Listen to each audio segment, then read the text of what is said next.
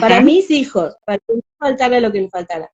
Pero ese proceso implicaba que yo tenía que contratar a un abogado, ir a un juicio, no sé cuánto, y yo me daba terror, un miedo atroz enfrentar a la autoridad, que la primera autoridad en mi vida fue mi papá, que era la autoridad en la casa, y entonces ahí me di cuenta que mi niña tenía ese límite con el padre, y fui valiente y lo pasé también. Entonces por eso cuando yo llegué a la información de Maika, en realidad yo hacía rato que yo ya venía caminando cada uno de todos los procesos de mi linaje materno y paterno. Entonces cuando Maika llegó, que yo ya había terminado de estudiar todo y yo ya creía que ya no sabía qué hacer, ¿ahora qué hago? Porque ya no trabajaba más, ya tenía el gusto en casa, ya no necesitaba excesos, que la pandemia me di cuenta de que los seres humanos estamos acostumbrados a comprar muchas cosas que no se necesitan, y en la pandemia me di cuenta que uno puede vivir con menos, y después cuando escuché a Maika, que Maika dijo, pueden vivir con menos, con lo necesario, yo... Tú dijiste, aquí me cuadran las cosas, ¿no? Me cuadran las cosas. Claro. Si es que es así. No sé, fue perfecto. A vos, pero para mí fue perfecto. Fue así también.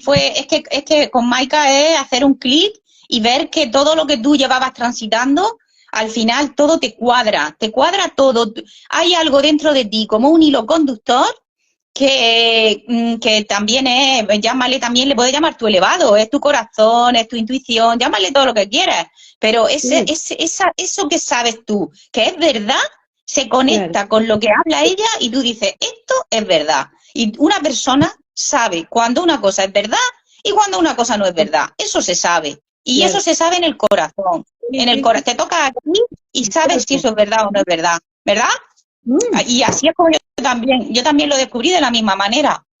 Entonces, te iba yo a decir, por ejemplo, si yo a ti te digo procesos, porque tú has mencionado la palabra proceso. Si yo te hablo proceso, ¿cuáles son los procesos?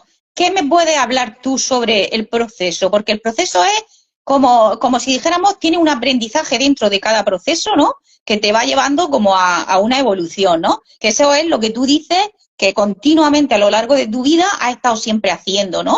¿No es eso? Claro. Sí. A ver, pero sí. Yo entiendo como que nosotros, desde que yo tengo conciencia, me considero, por ejemplo, una buscadora, que nunca me quedé con lo que sucedía afuera y ni nunca obedecía a nadie con lo que me dijera el otro.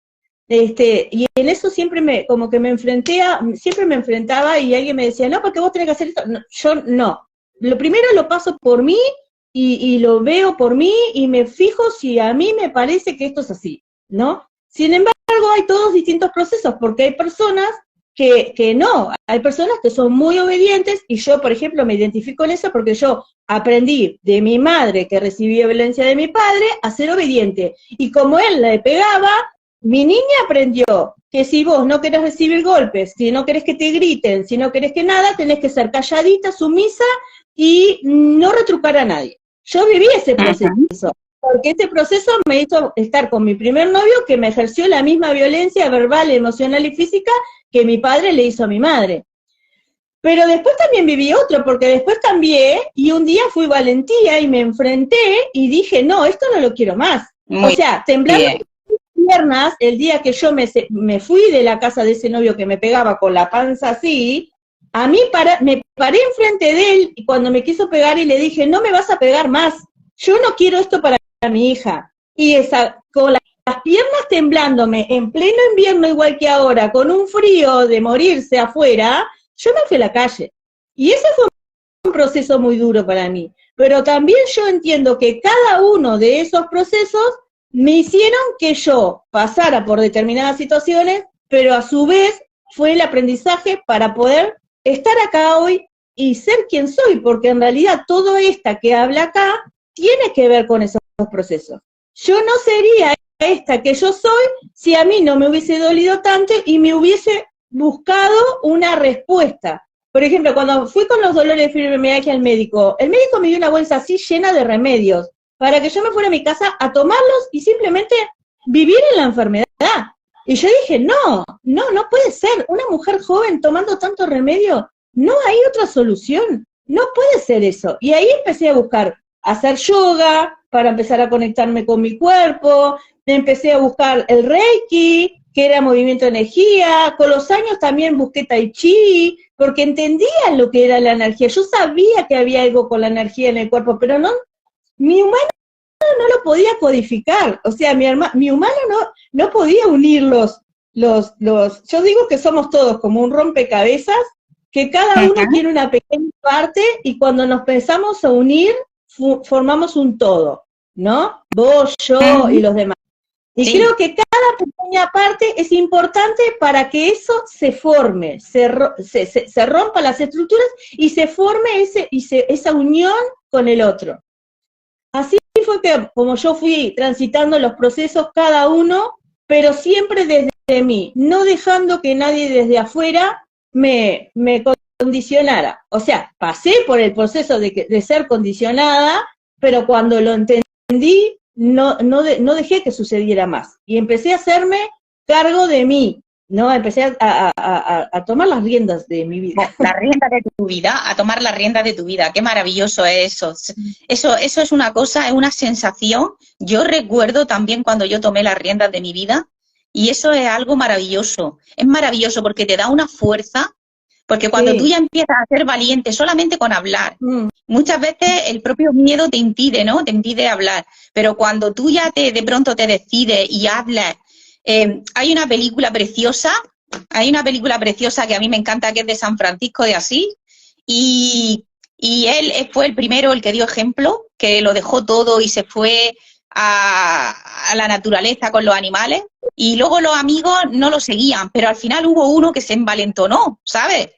Y ese que se envalentonó, cuando pasaban en un desfile todo el pueblo, toda la ciudad, estaban todos ahí puestos, todos guapos, ¿no? Y de pronto él se armó de valor y cogió y salió en medio y empezó a hablar en alto. Bueno, se volvió loco de alegría de ver lo que había conseguido. O sea, había conseguido trascender ese miedo, trascender esa imposibilidad que él se creía, ese límite que él se creía que tenía, y cuando lo trasciende, esta es la alegría, la emoción, la fuerza que tiene para seguir haciendo el siguiente paso. Sí, romper los límites, o sea, el límite de la mente, porque la mente siempre está como en un lugar cuadradito que no te permite salir de ahí. Yo a mí este proceso que he llegado hasta acá, una de las cosas que he notado es la facilidad que tuve de salir de la mente. Porque yo iba, por ejemplo, llevar a mi hijo a la escuela y todo el tiempo iba con una vocecita interna, ¿no? La vocecita del problema con mi padre, con mi madre, con mi tía, con mi abuela, qué voy a hacer mañana, que no sé qué, esa vocecita que tenemos todos. Y yo estaba cansada de escuchar esa voz, o sea, y quería paz, siempre buscaba paz, y Mike ayer lo dijo, todo el mundo busca paz, y yo decía, sí, yo buscaba tener paz interna. Y entonces empecé todo el tiempo, después de haber estudiado programación neurolingüística, empecé a reprogramarme a mí con cosas nuevas, sacar lo viejo para reprogramarme con lo nuevo. Y una de las cosas era que me iba todos los días diciéndome que la mente se apagara, que la mente se apaga, no quiero escucharla nada, quiero estar en silencio. Y un día venía de la escuela, de dejarlo de la escuela a mi hijo, y de golpe hizo todo silencio absoluto. Fue una sensación en el cuerpo, una sensación indescriptible, no lo podía, se lo contaba a todo el mundo, pero nadie me entendía porque lo había vivido yo. Pero era como, lo pedí, y se me concedió. Llegó, es que llega. Claro, pero ahí te das cuenta cómo vos tenés el poder de poder cambiar tu realidad solamente poniendo un estado de conciencia y un foco hacia algo específico. Y salir, por ejemplo, de decir, ay, que me duele la cabeza, no, salir de ahí y reprogramarte a algo nuevo, hermoso, maravilloso, y repetirlo, repetirlo, repetirlo, hasta que suceda. No doy chance para que eso no me pase. Y así fue como empecé a cambiarme a mí, porque no di chance para que no me sucediera otra que lo que yo deseaba. Era estar feliz, estar en paz, estar para mis hijos, que eso también entendí. ¿Por qué tengo que estar siempre para mis hijos? Yo me separaba de ellos y sufría enormemente, parecía que me arrancaban algo de mí, y cuando estaba cerca de ellos era como que, está. Y también después me di cuenta que eso era un apego, que era un apego a ellos. Y un día también dije lo mismo, dije, basta de apego a mis hijos, yo tengo que ser para mí, y no ser por ellos, porque llegaba a sufrir, si un hijo se paraba en la puerta y me decía alguna cosa, yo lloraba y sufría, y también lo entendí. Y cuando solté, fue maravilloso, porque dejé de sufrir por ellos y me liberé. Tanto así que yo le digo a mi hijo de 11 años, cuando no quieres ir a la escuela, no vayas más. No quieres ir, no vayas. Lo tenés que ser valiente y pararte en tu verdad. Pues si no querés ir más a la escuela, tenés que pararte en tu verdad frente a tu padre y decirle, papá, yo no voy a ir más a la escuela por esto y esto y esto. Porque yo aprendí a ser verdad con mí misma y me tuve que enfrentar a esas cosas. Pero claro, él tiene esa cosa de que está entre dividido de papá y mamá y está en su proceso. Pero, por ejemplo, él tiene que irse todos los fines de semana a la casa del papá y ya hay unas cuantas veces que él me dice, ay mamá, yo estoy cansado de estar yendo todos los fines de semana a la casa. Y entonces yo digo, no, eso es darse cuenta, eso es ser verdad consigo mismo. Yo digo, hacé lo que te nazca, no tenés la obligación de ir, pero hacé lo que te haga feliz. No vayas porque como estaban separados hay que estar acá o hay que estar allá. No, hacé lo que te haga feliz, porque no viniste a esta vida a sufrir. Te lo dice alguien que sufrió y que después aprendió a salir de eso, ¿no?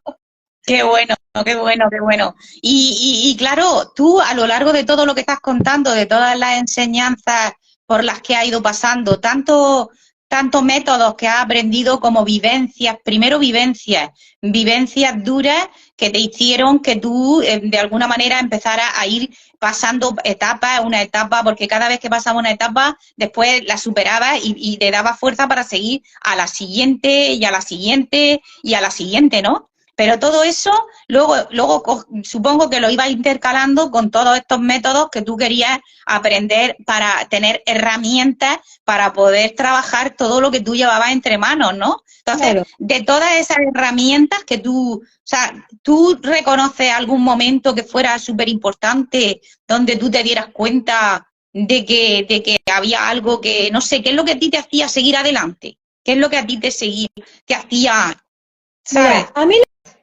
lo que me hacía seguir adelante era, primero yo tenía un impulso de buscador interno que nunca me quedaba en lo que pasaba. Siempre tenía esa cosa de tener que buscar un más allá. Eso siempre lo tuve, ¿no? Y creo que eso fue lo que me hizo que después cuando encontré la información de Maika y decía que somos la evolución de la célula, que nuestra célula, sin tener ojos, piernas y manos, sabía a dónde tenía que ir y a dónde tenía que llegar y que yo tenía que nacer, y cuando mi madre me dice que yo, estando en la panza de ella, estuve a punto de morir y no sé qué, no sé cuánto, pero no morí, y después cuando era una bebé chiquitita me agarré meningitis y el médico le dijo que yo me iba a morir y la mandó conmigo a casa y yo no me morí y aquí estoy, y ahí cuando me dije, eso era, porque yo tenía que estar acá, no era ninguna de las circunstancias que rodeaban a mi madre por sus pensamientos, por sus ideas, por sus creencias, lo que hacía que ella creyera en lo que